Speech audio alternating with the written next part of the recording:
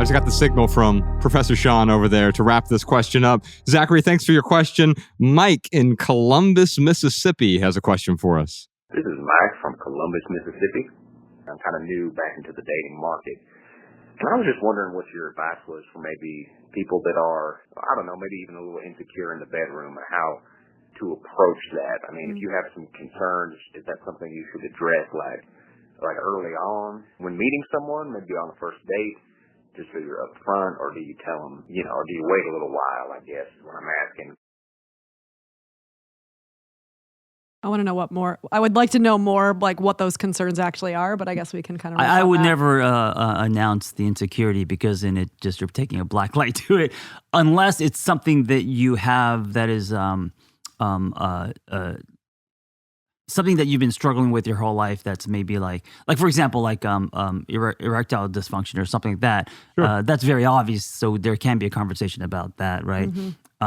You wouldn't have that I wouldn't lead with that on the first date. Yeah, that's what I'm saying. I wouldn't lead with it. Yeah, I struggle with ED. I mean. Yeah, and by the way, let's talk. I mean, if you could talk about ED real quick. That is a marketing term that was invented by an ad agency, right, to make money on pills. Yes, to sell you prescriptions, essentially, right? And so we pathologize almost everything. Yeah, right. Couldn't agree more. As therapists, you all recognize how much we pathologize our insecurities, and those insecurities have been created by the people who want to sell us the cure, and they can only cure us if we have an insecurity around that thing. Right. Yeah. So maybe it's normalizing the insecurity. Maybe what he's insecure about, he doesn't have to be insecure about, but because, commercials and advertising and I don't know, his blueprint of what he's tracing of what it should look like in the bedroom. So, for example, pornography and locker rooms, if he's comparing his love experience to a giant should, then maybe his expectations are very high. And I mean, I think fair. Going on what you were saying, Josh, it's like when you look at things like whether it's ED, whether it's like we were talking about depression, all these things, it's like these quote unquote symptoms usually are there to either teach us something. They're actually there for us to look at and examine more closely. They might be looked at even as an opportunity. Like there might even be something that's giving us, like providing us. So, I mean, we're assuming it's ED. We don't actually know that's what he's talking about. Well, actually, I heard a longer version. I don't know what the hell podcast Sean did to edit this out. Okay. But there was totally a question about having a micro penis in here. Oh, size. And Nicodemus isn't here. I'd ask him about it. Damn. Wow. No, I'm kidding. I'm just intimidated by the size of his phallus. The truth comes out. He has a baby arm. I've known him for 30 years. Yeah, and it's intimidating. We've lived together, and my God, I'd run out of the room terrified, crying sometimes. Wow. Hey, but I like jokes this. aside, I think it's a real thing. Totally. Absolutely. It totally is. Yeah. But also what happens, and not to make a pun out of this, but we blow it out of proportion. We make things bigger than what they actually are. You're killing her over here. Alabama, I love you. And so, but the reason these things become a problem when they aren't generally a problem is because we assign so much weight to some narrow individual characteristic about ourselves, and our identity gets wrapped up in that thing, right? And as soon as we do that, I am this kind of person. I'm an angry person. I'm a sad person. I am a person, I'm a small penis person, whatever it is, right? Now all of a sudden, that's who I am. These are the guardrails I've set up for myself. It's pretty difficult to get out of that trap that I've set. Yeah, I mean, I'm totally fair. I think that there is also sometimes you can take the weight out of things when you do speak about it, right? And so this idea of maybe keeping it close to you, it does actually keep some of the power in the insecurity rather than almost like an ownership of it. Like, okay, this is one part of many of who I am as a person. To your point, this isn't who I am. It's a piece of who I am, right? What's the rest of me? What are the other components of self that I'm bringing to the table in the dating world?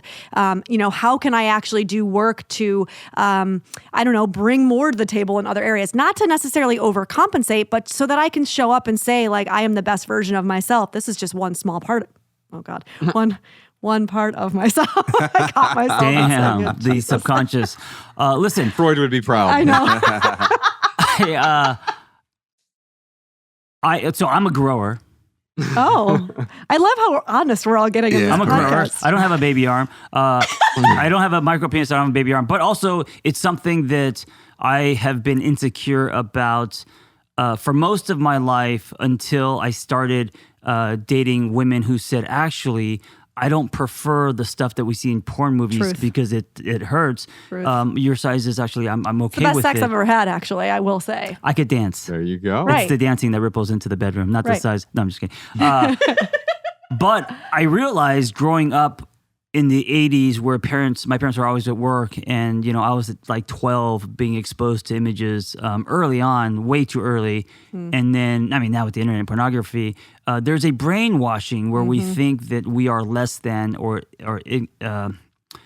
especially as a man, it's a generalization, but men hanging their worth on either what they've built or their penis size, so that I could understand the insecurity of that, going into the bedroom with that insecurity, obviously. Which is why Viagra is the number one selling product, period, of all time. Yeah. Oh, yeah. is it? Yeah. Oh, wow. Yep. It's made the most money pretty much of any at least pill that's ever been created. Wow. Well, you guys don't do commercials, so they won't be on here. This is the anti-Viagra commercial, I think, actually. One thing I'll say here is that the worst thing you can do to any relationship is to require that relationship to be all things to you. Yes. Every relationship needs the wisdom and support of other relationships. And this applies to sexuality as well. If you've got insecurities that affect you in the bedroom, you need to be having conversations outside of the bedroom with someone that you're not going into the bedroom with, so they can help you process those insecurities and figure out how you're going to react and respond to them in a healthy way.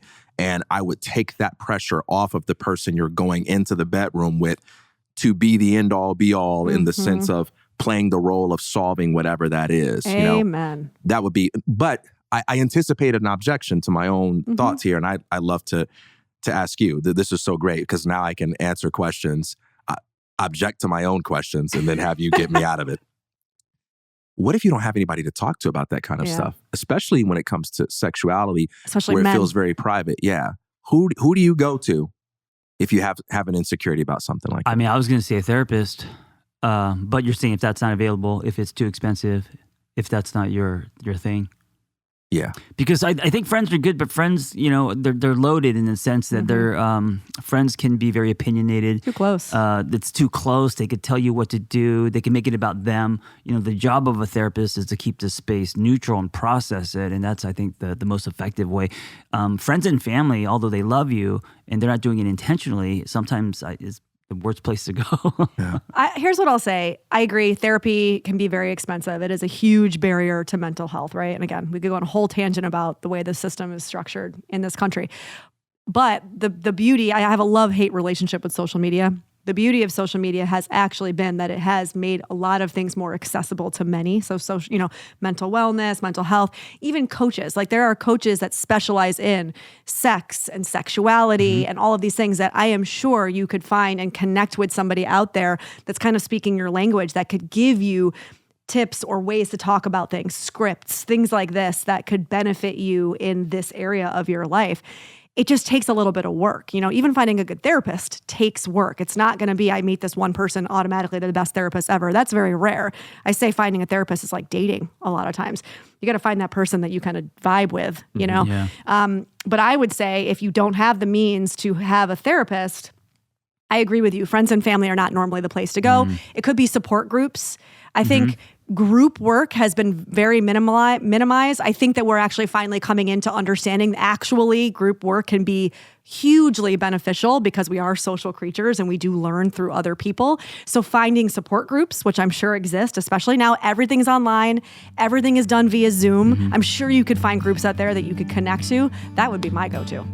Did you enjoy this standalone Patreon highlight? If so, you can listen to full episodes of the Minimalist Private Podcast, available exclusively on Patreon. Visit patreon.com/theminimalists or click the link in the description.